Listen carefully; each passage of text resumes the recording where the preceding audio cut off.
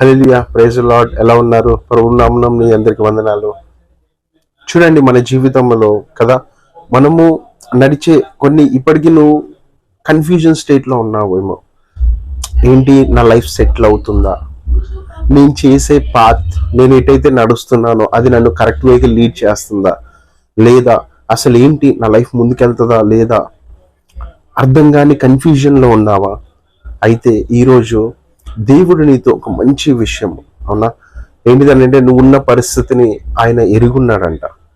నువ్వు ఏదైతే ఆలోచిస్తున్నావో, నువ్వు ఏదైతే తలస్తున్నావో, ఇప్పుడు నీ పట్ల గొప్ప కార్యము చేయడానికి ఆయన ఇష్టముగా ఉన్నాడంట. అందుకోసమే ఒక మాట జ్ఞాపకం చేస్తున్నాడు. ఒకసారి మనము యోబు గ్రంథము 22వ అధ్యాయము 28వ వచనం, Job chapter 22 verse 28. You will succeed in whatever you choose to do and light will shine on the road ahead of you.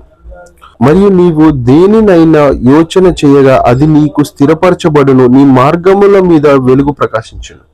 హల్లెలూయా. చూడండి, నువ్వు ఏదైతే అనుకుంటున్నావో, ఏదైతే తలస్తున్నావో, ఏదైతే నీ యొక్క కెరీర్ పరంగా నువ్వు ఆలోచిస్తున్నావో, నీ జీవితంలో ముందుకెళ్ళాలనుకుంటున్నావో, నీ పట్ల గొప్ప కార్యము చేయాలి, నేను ఇది చేస్తే సక్సెస్ అవ్వాలి అని అనుకుంటున్నావో, అయితే దేవుడు నీతో చెప్తున్నాడు. ఏంటిదో తెలుసా? నువ్వు చేసే వాటిల్లో నీకు సక్సెస్ రాబోతుందంట.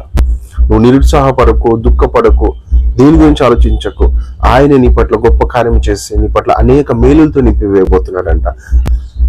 అందుకే ఆయన ఎందుకు విశ్వాసం ఉంచు, నమ్ము, ఆయనని పట్టుకో, ముందుకెళ్ళు. దేవుని పట్ల గొప్ప కార్యం చేయబోతున్నాడు. ఆమేన్.